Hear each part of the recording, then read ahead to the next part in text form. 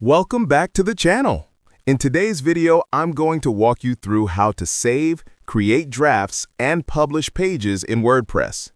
To get started, open your WordPress site in a browser and log into your dashboard.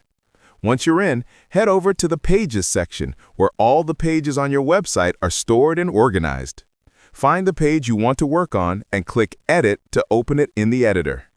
On the right-hand side, you'll see the Status panel, which shows whether the page is currently a draft or already published. Click the Status link to open a small menu where you can switch the page to draft if you're still working on it. After choosing the draft option, make sure to click Save at the top to keep your changes. When you're completely happy with the content and ready to make it public, simply hit the Publish button. Your page will then go live and become visible to your website visitors. And that's all there is to it. Saving, drafting, and publishing pages in WordPress is quick and easy once you know where everything is. Thanks for watching. If this helped you, be sure to like the video and subscribe for more simple tutorials. See you in the next one.